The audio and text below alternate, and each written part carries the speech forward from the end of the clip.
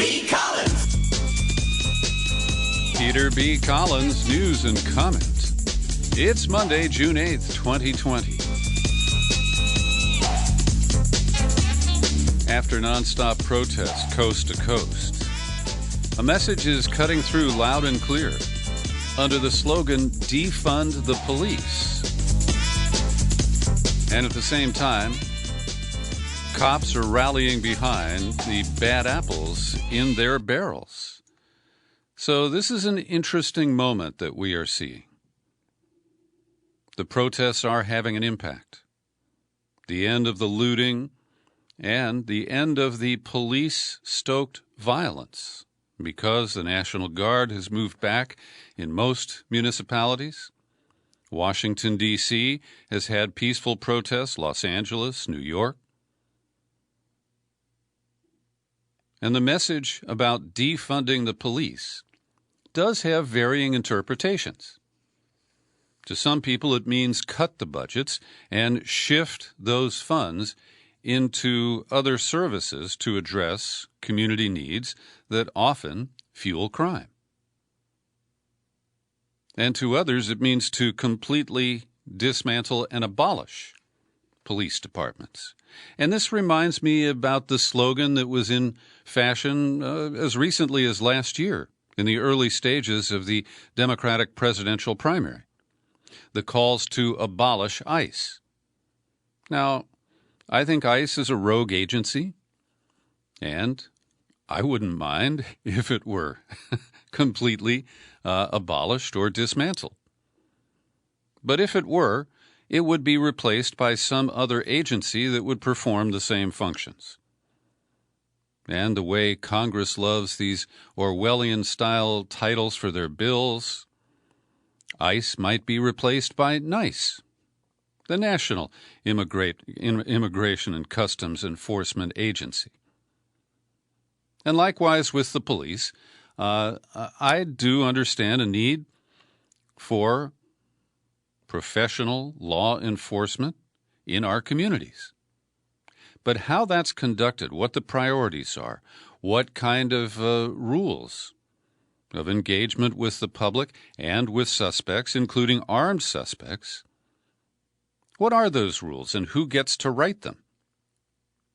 Well, I do see the potential here for some fundamental change that could be very positive.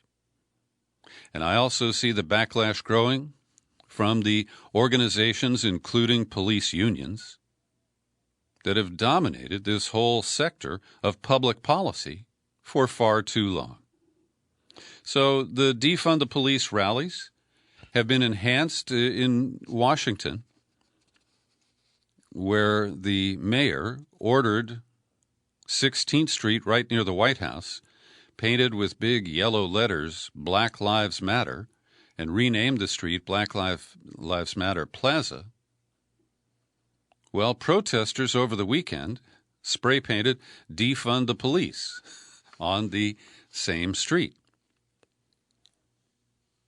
And so this is the concept being advanced by a movement that's been criticized for being kind of formless, leaderless.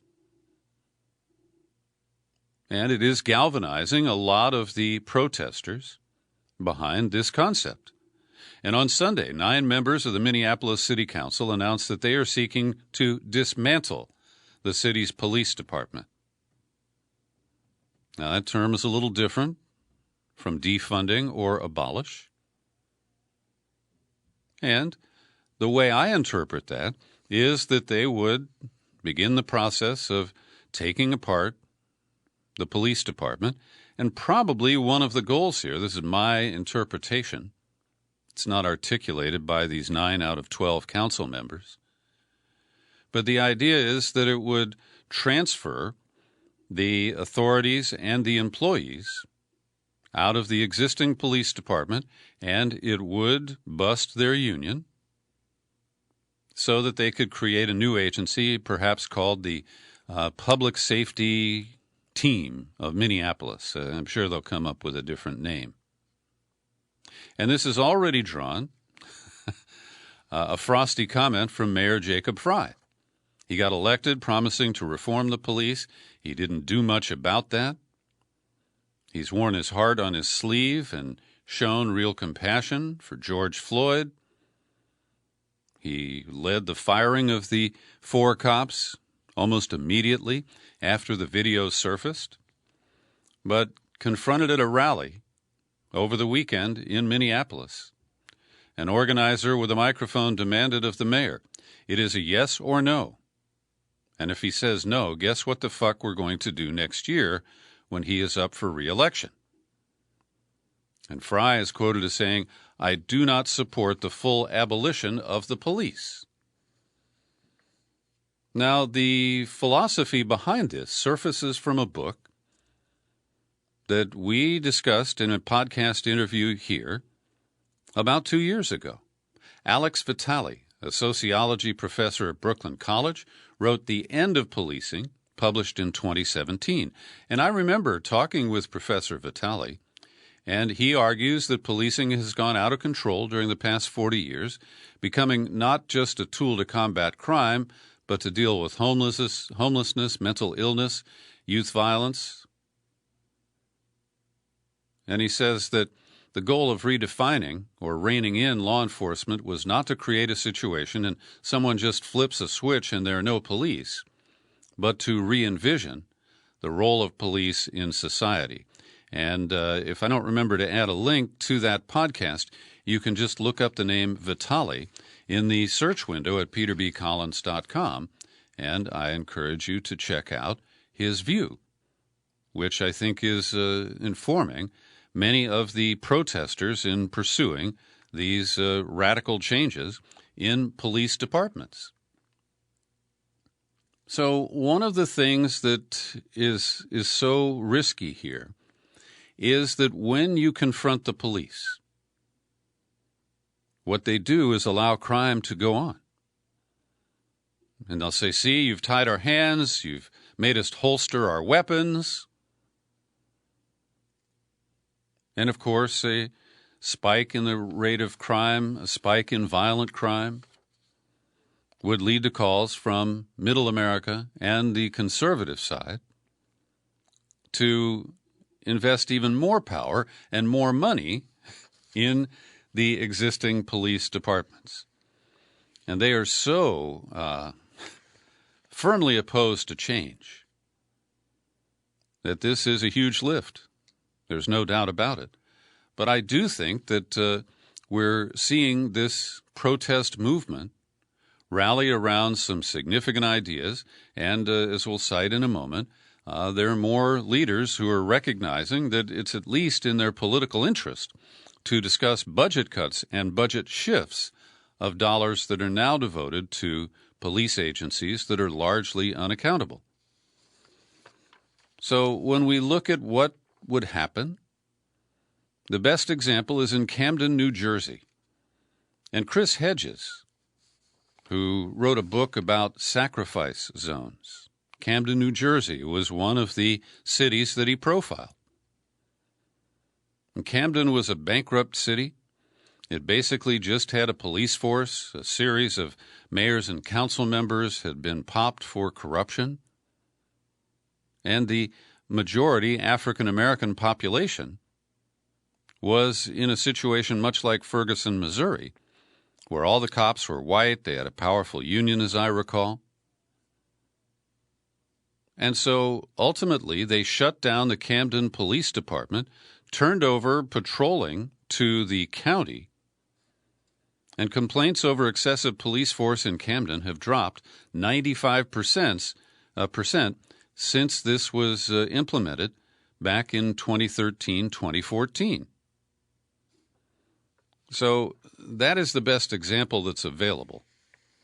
And there are other communities where when a police car rolls to a 911 call, there are other people, including social workers and people who are trained to deal with the kind of social work side of policing, domestic violence, child abuse, things of that nature.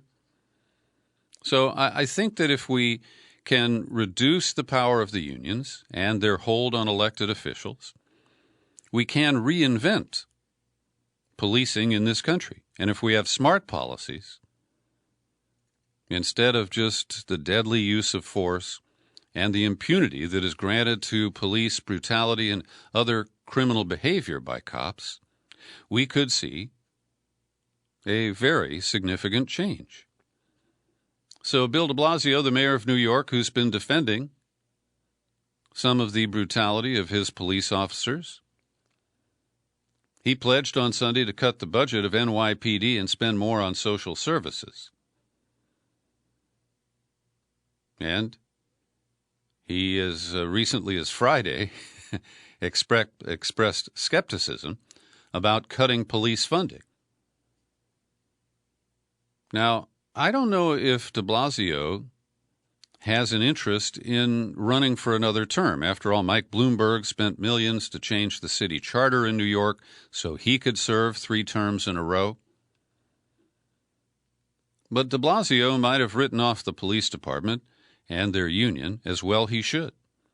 They are never going to come around to him, no matter how much of the brutal force used on protesters and curfew violators in the last week is exposed, and those people are held to account for, even on a minimal basis. And de Blasio also declined to say precisely how much he planned to divert from the police department budget, which has an annual budget of $6 billion. In Los Angeles, I don't know the total budget there, but Mayor Garcetti has talked about reducing the budget for the police by as much as $150 million. So Joe Biden's in a hot spot on this because Trump is trying to define Biden before Biden can get out of his own way and define himself on this issue. Trump's been tweeting, kind of just taunting Biden, that Biden supports defunding the police. So Biden issued a statement today. He does not believe the police should be defunded.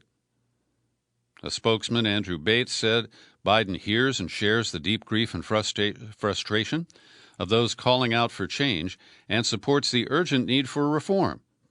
But Bates emphasized that Biden believes providing funding is necessary to help improve policing, including by supporting community policing programs that improve relationships between officers and residents. And I'll say that Biden is consistent. He's always been pro-cop. And when he joined Bill Clinton in supporting the cops bill back in the 90s to expand the death penalty, speed it up, put 100,000 cops, more cops on the streets, funded by federal grants. And, of course, he wrote the crack cocaine bill that included many other pretty gruesome criminal justice policies with minimum mandatory sentences, longer sentences to begin with. And that is our Democratic nominee. He has clinched by winning enough delegates to fully claim the now uncontested Democratic race for the nomination for president. And I'm still a little pissed at Bernie for allowing the whole primary to play out. And he bailed out prematurely. At any rate, in Washington, House Democrats introduced legislation today aimed at ending excessive use of force by police forces across the country and to make it easier to identify, track, and prosecute police misconduct. And here in California, we've had a bitter struggle to force public inspection of the employment files of police officers who have been disciplined, reprimanded, or fired for criminal activity, including brutality. And this is something that is long overdue. The idea of creating a national database on law enforcement officers so that we can track those bad apples. So there are just a few, we're assured. But as we'll get to in a moment, there are many hidden aspects of police activity, including the number of people who die after being shot by police officers every year. So the proposed House bill would curtail existing legal protections that shield police officers who are accused of misconduct from being prosecuted, would impose new restrictions to prevent law enforcement officers from using deadly force except as a last resort. It includes many proposals that civil rights activists have been pushing for decades, including, well, let's see, I have more detail in this document here. It would significantly change federal law and require states and localities to make modifications of their own, such as instituting mandatory bias training in order to receive federal funds. It would create a national registry to track police misconduct, require that law enforcement agencies report data on the use of force, as well as ban certain chokeholds and other practices that were used in confrontations with police that left Black Americans dead. Senate Democrats joined the House members in this statement. Persistent, unchecked bias in policing and a history of lack of accountability is wreaking havoc on the Black community. Cities are literally on fire with the pain and anguish wrought by the violence visited upon Black and brown bodies. If adopted, the bill would rewrite key elements of the federal criminal code related to police misconduct to make it easier to prosecute officers and for individuals who are victims to recover damages. The federal police misconduct statute currently makes it a crime for an officer to willfully violate an individual's constitutional rights. Democrats want to water that standard down, and criminal intent would be knowingly or with reckless disregard. Now, there's going to be fierce opposition from the cops who believe that they need basically a blank check. And they have a lot of political pull. They've got TV shows that glorify their work, including the violent apprehension of offenders or suspects.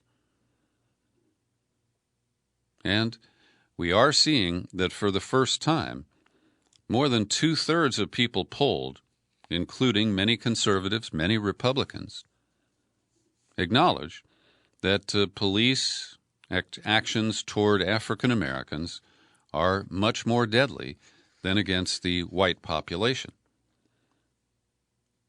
I'm often critical of the Washington Post, but one thing that they did as an enterprise effort starting in 2015 was to keep track of the number of people who were killed at the hands of police officers each year.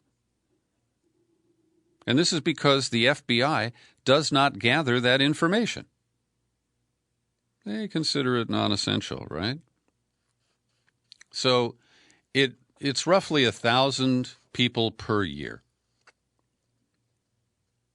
And they fatally shot, well, it was more than 1,000 in 2015, and in 2016, and in 2017. And in the past 5 years, police have shot and killed 5,400 people. So far this year, we're not even halfway through. Police have shot and killed 463 people through the first week of June, and that's 49 more than the same period last year. In May alone, police shot and killed 110 people, the most in any 1 month since the Post started gathering that information. The overwhelming majority of people killed by police are armed. Nearly half of all people fatally shot by police are white. Most of these shootings draw little or no attention beyond a news story. Lawmakers are also calling for an end to covert surveillance of protesters by the Drug Enforcement Administration. And I'm glad to hear this. The Justice Department temporarily expanded the DEA's power to collect information on protesters and to share that intelligence with other law enforcement agencies and to make arrests for non-drug-related crimes. That was about a week ago. And so Jerry Nadler of New York and Karen Bass of California, both Democratic members of the House, have called the expansion of the drug agency's powers antithetical to the American people's right to peacefully assemble and to exercise their constitutional rights without undue intrusion. And this was the expansion of authorities and deployment of officers from virtually every agency. They were called up by the Trump administration, and Attorney General Bill Barr was the point man.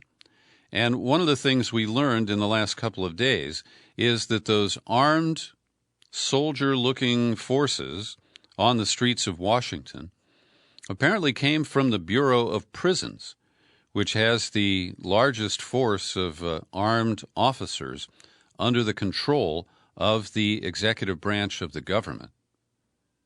We also learned that Homeland Security sent officers to multiple cities and launched a Predator drone to circle above protesters in Minneapolis. And this really completes the whole picture of the militarization of police response. It was one of the things that we saw and opposed in Ferguson. The Obama administration said, we rolled all that back. You know, that Pentagon program 1033, where we give them tanks and all of the hardware of war? Well, that was rescinded by the incoming Trump administration. And we need an effort that will make this a permanent shift, in my view, to demilitarize the local police departments, especially when they're responding to peaceful protests. So there were two viral videos that drew attention and some repercussions for officers who committed acts of brutality.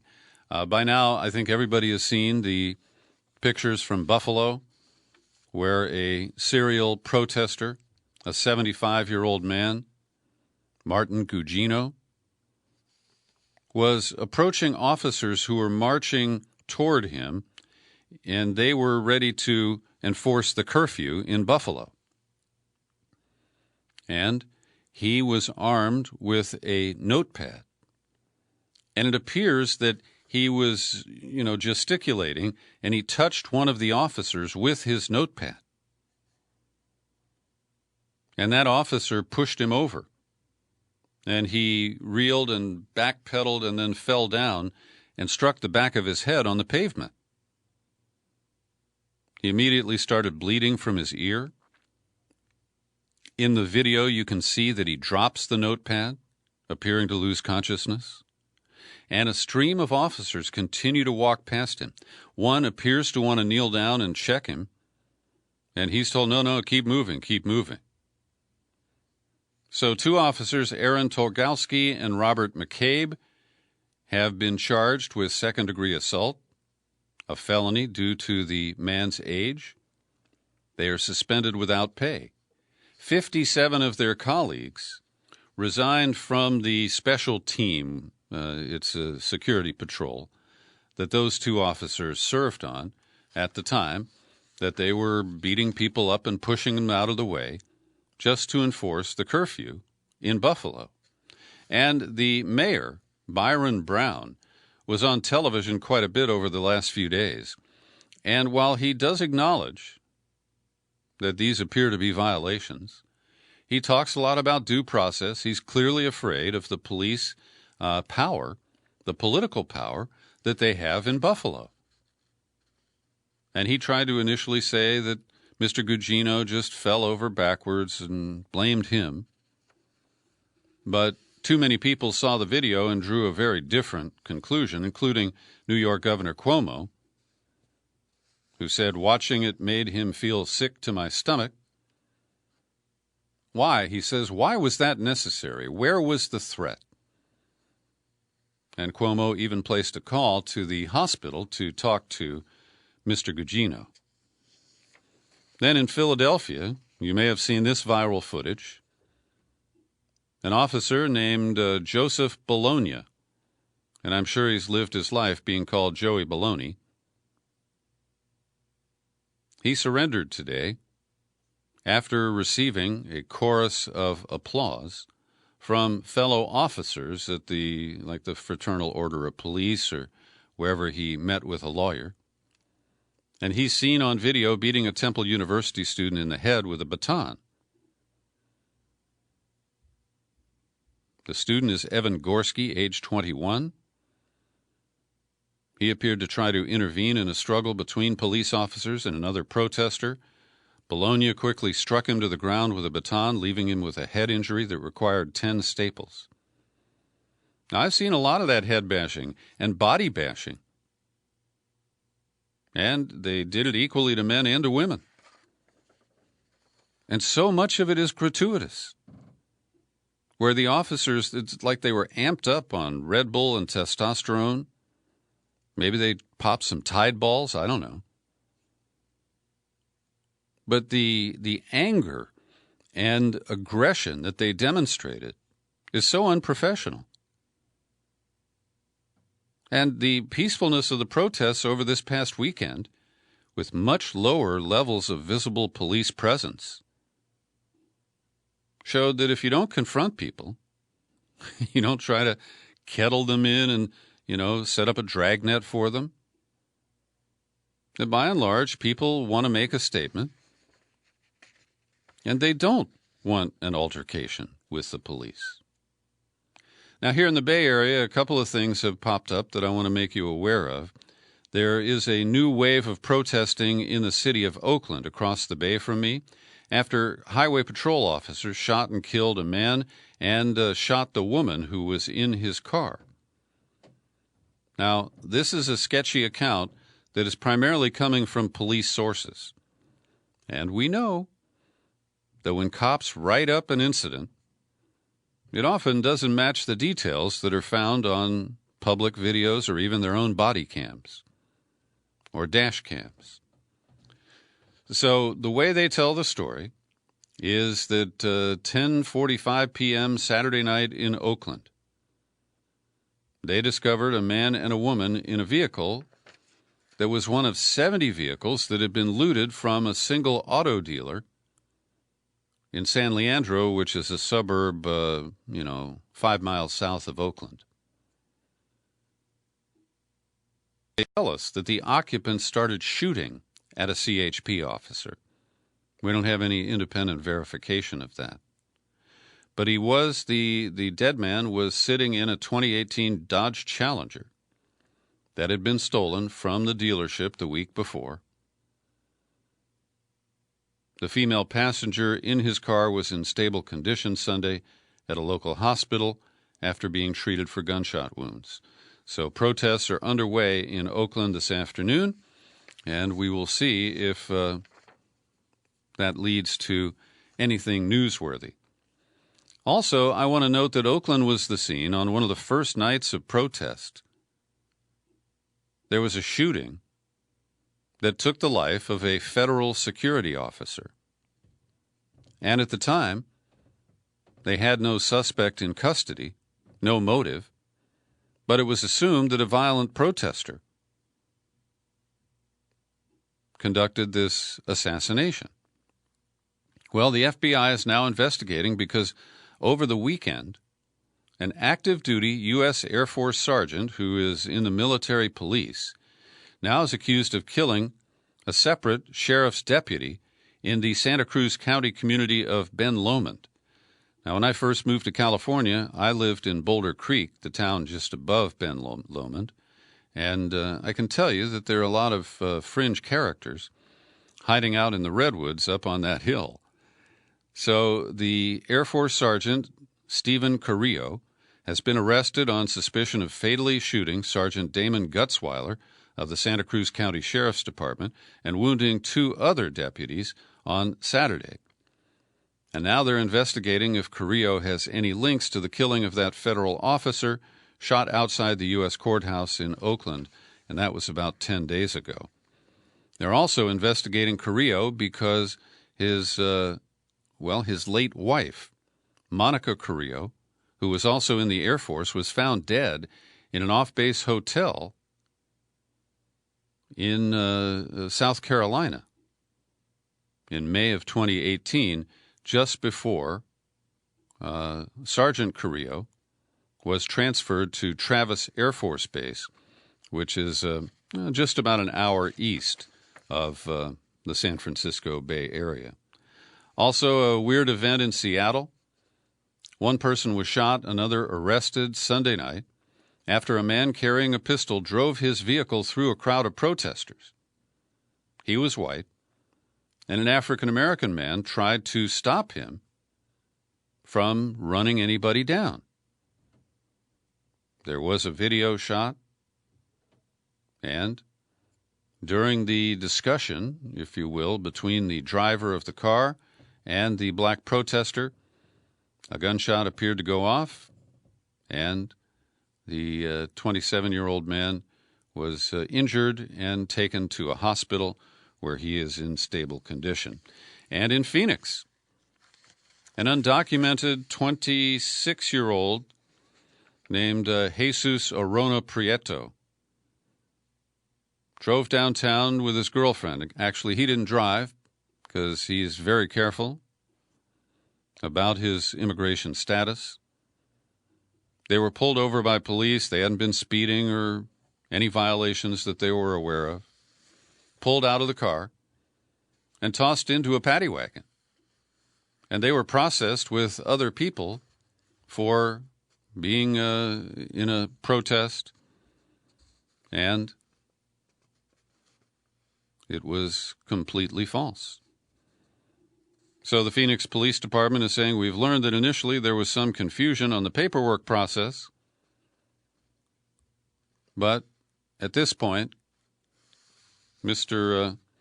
Orono Prieto has been handed off to ICE and is being processed for a rapid deportation. The Army's opened an investigation into, a week ago tonight, those two choppers that after dark were buzzing the streets at very low altitude in Washington, D.C. And this was a bizarre incident that was part of the show of force that cleared the street so that Trump could sally forth to have his Bible photo op at St. John's Church. And we're learning that Ryan McCarthy, the Army Secretary and one of the officials who authorized part of the planning for the helicopter intimidation process, he announced that they are opening an investigation into the episode. So we'll see if we ever find out who actually has his or her fingerprints on the order to conduct those very unusual operations in one of the most tightly controlled airspaces in the United States. So we reported last week the dust-up at the New York Times. Staff members, including African Americans, very upset at the publication of an op-ed by Tom Cotton, the far-right senator from Arkansas.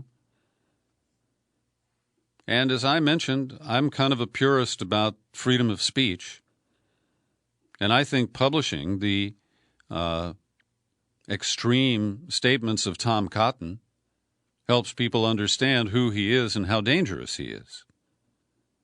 But because of the blowback, the leaders of the New York Times fired James Bennett, who's been the opinion editor there for, I think, 4 or 5 years now. There's also disruption in the newsrooms of the Washington Post, and it relates to the departure of Wes Lowery.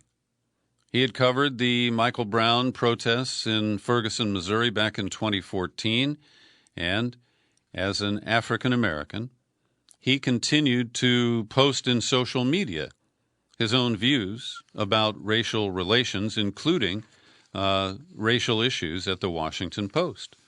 So he got into kind of a discussion that led to a dispute with the executive editor of the Washington Post, Martin Barron, who threatened to fire him for expressing his views on Twitter about race, journalism, and other subjects.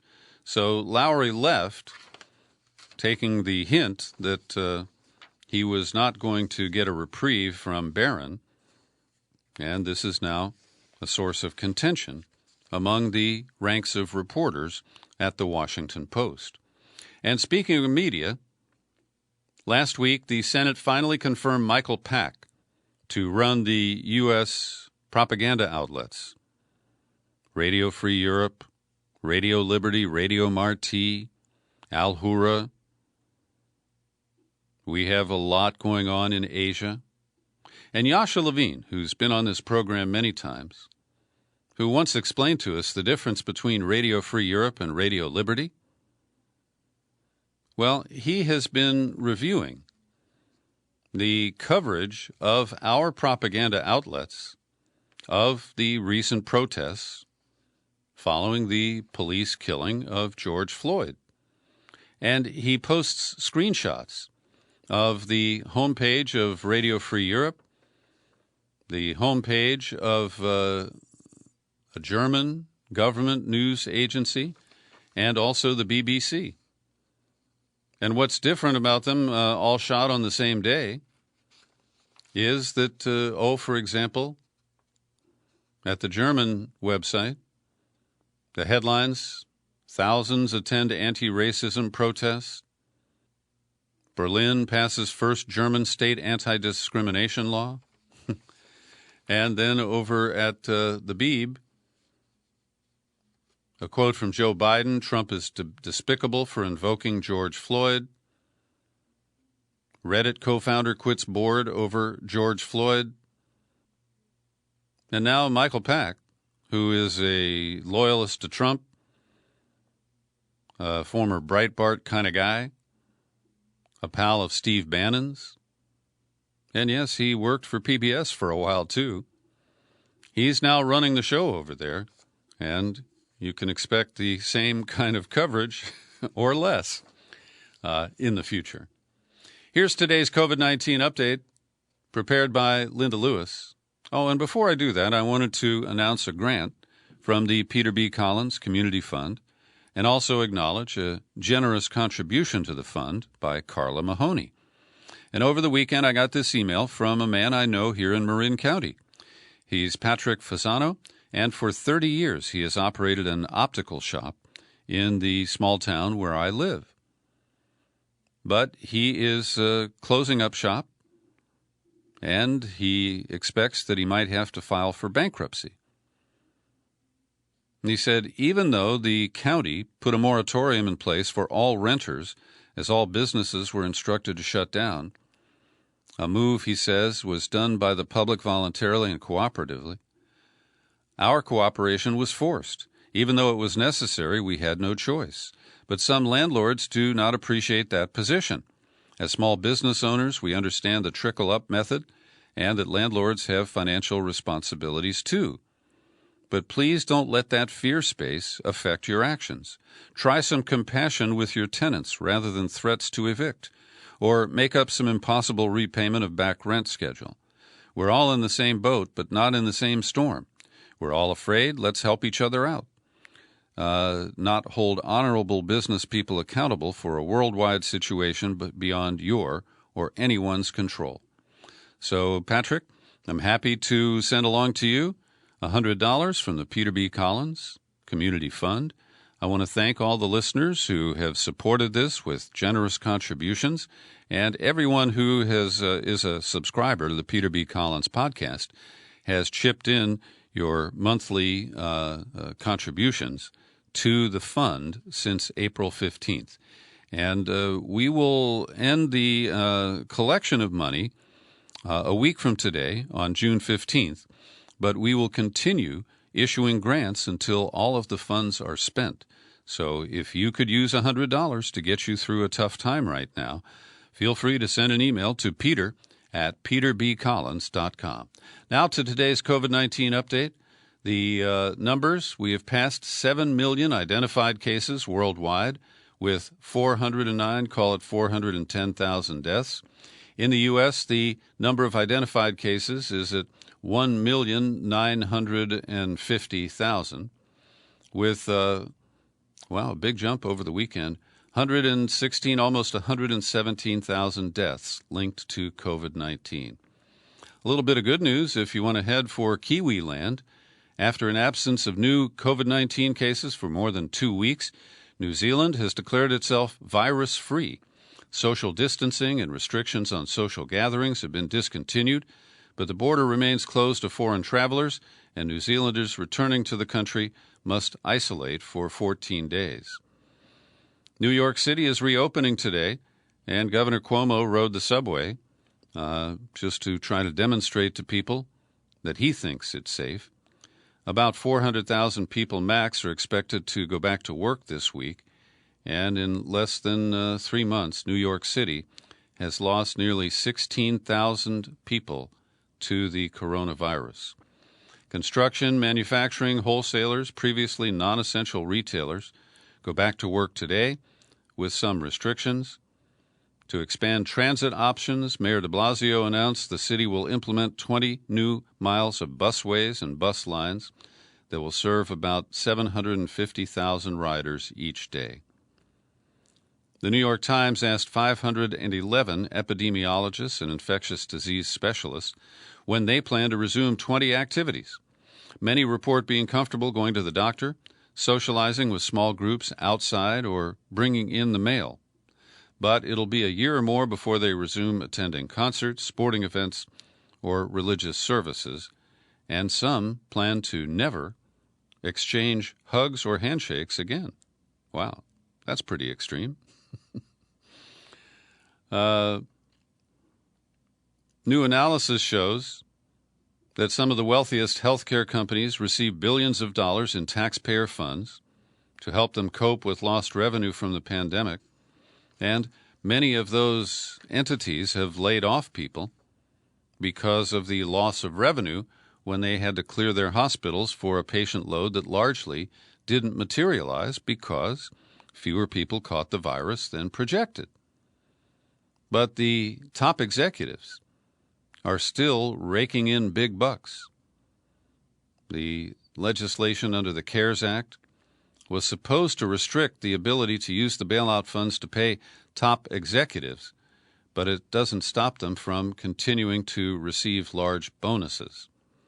The 5 highest paid officials were given $874 million in the most recent year that they have disclosed their finances.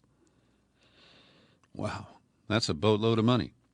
Today, I want to make a little time for some international news because there have been some significant developments.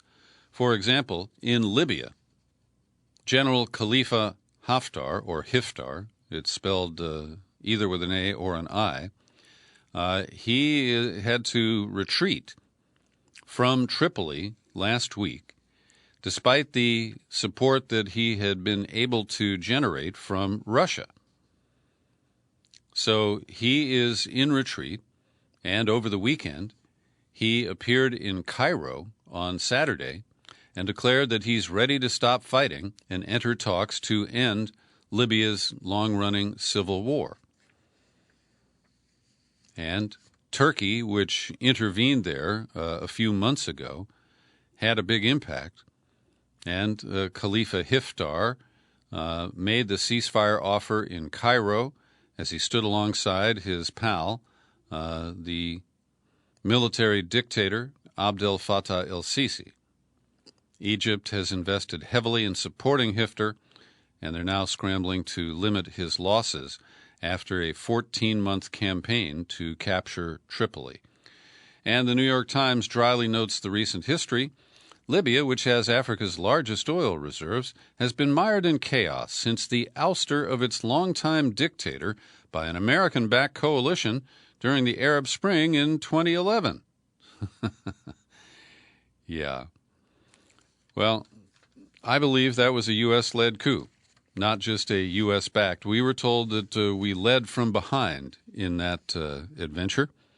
And, of course, it was strongly supported by Hillary Clinton, Samantha Power, and Susan Rice. And I hear people occasionally mention Susan Rice as a possible vice presidential nominee for Joe Biden.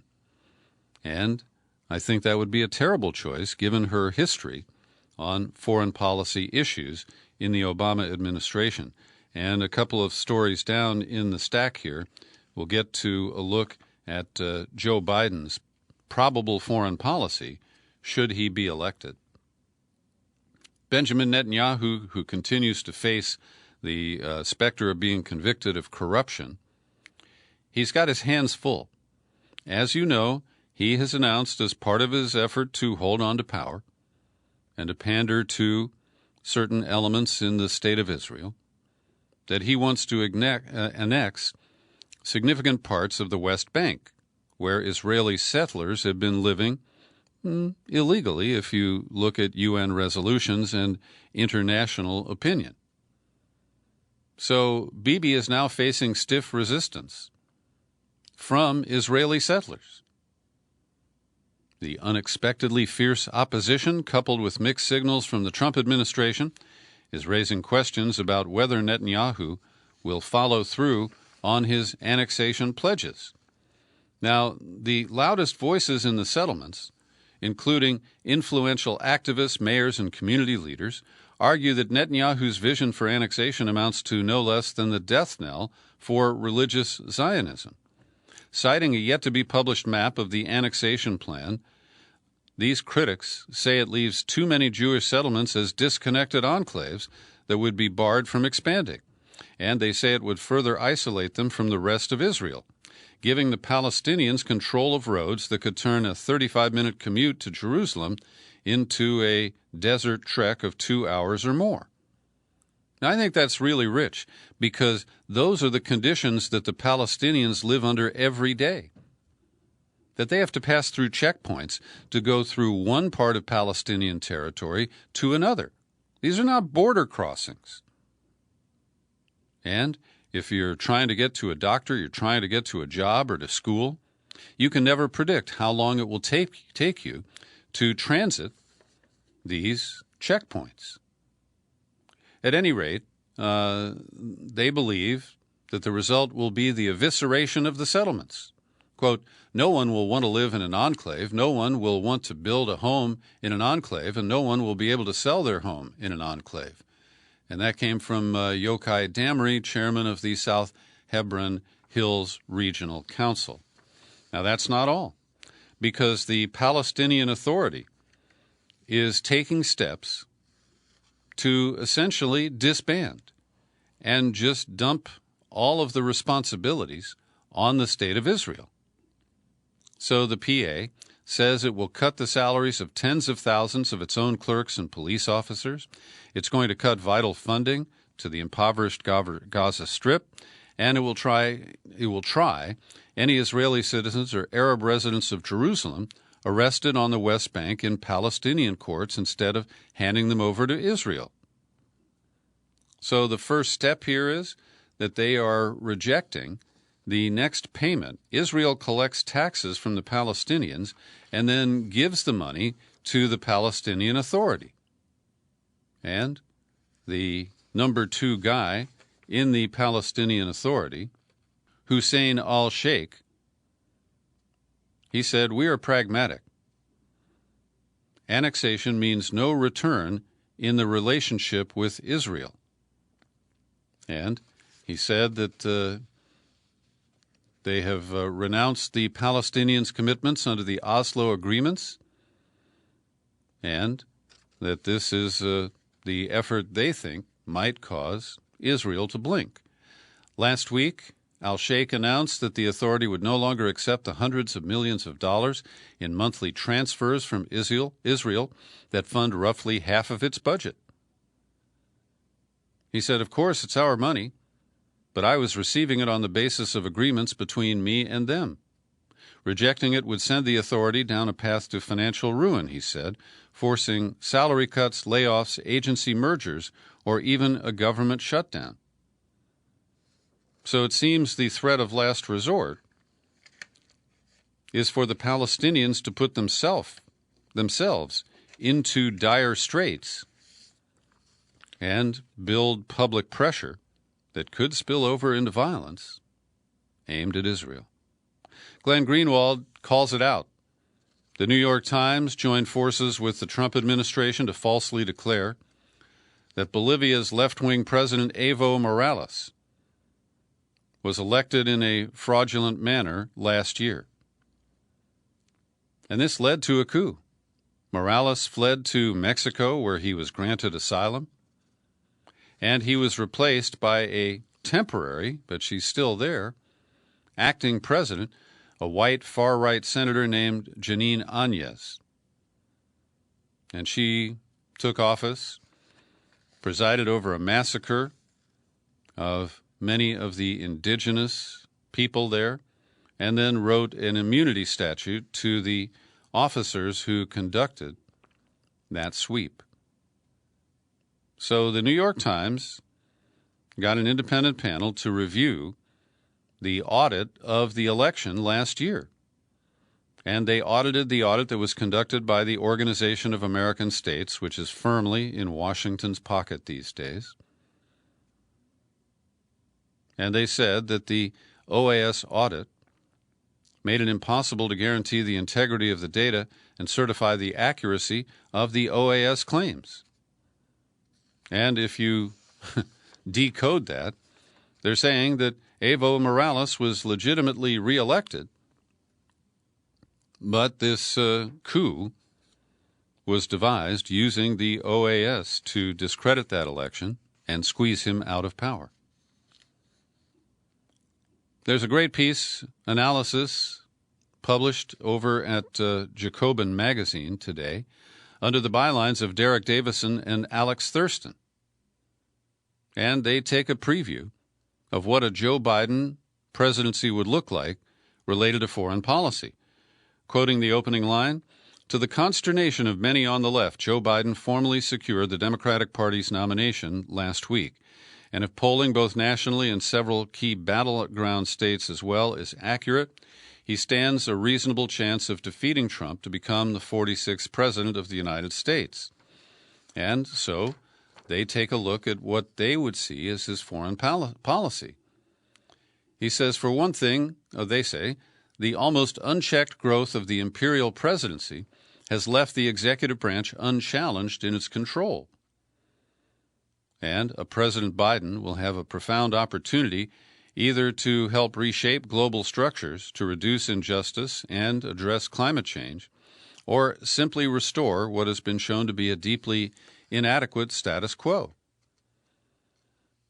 And a little later they write, dishearteningly from a leftist perspective, foreign policy is likely to be one of the areas in which a President Biden would be least susceptible to external pressure. Throughout his lengthy career in the Senate, Biden compiled a sizable, and must be said, frequently distasteful record on a wide array of issues. But foreign policy was a consistent area of focus for him, and he appears to be particularly confident in his own presumed expertise. When he served in the Senate, chaired the Foreign Relations Committee, Biden built a substantial foreign policy record, and very little of it should offer hope to leftists. Hillary Clinton's vote to authorize the Iraq War was rightly seen as a mark against her in 2008 and 2016, but Biden not only voted to authorize that war, he was instrumental in helping sell the conflict to his Democratic colleagues and the American public. And it's not entirely critical. They say, to be fair, Biden reportedly opposed the 2009 surge in Afghanistan and the 2011 intervention in Libya's civil war. And I have mentioned previously his Afghanistan position, although, of course, he did not prevail in the Obama cabinet. So while he's likely to push to rejoin the Paris Climate Agreement, he'd probably move to restore or renegotiate the 2015 nuclear deal with Iran. But by the same token, they say we can imagine where he'd be likely to continue Trump policies.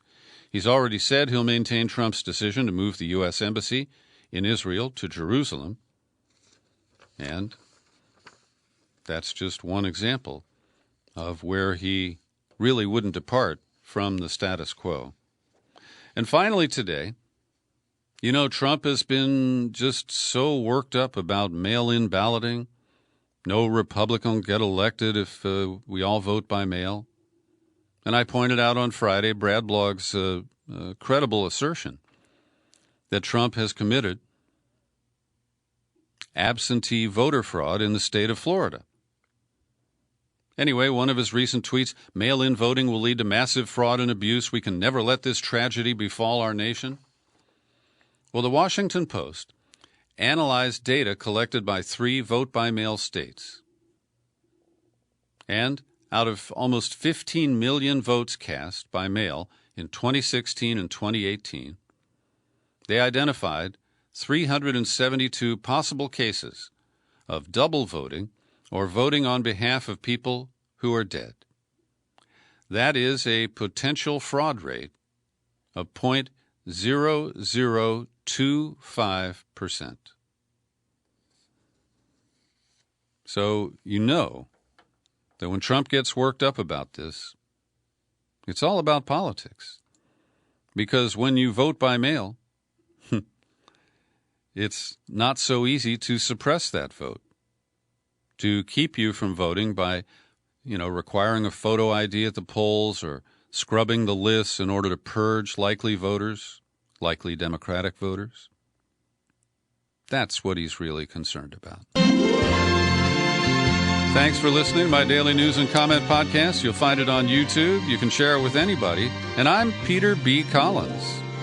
Happy trails to you until we meet again. Happy trails to you. Keep smiling.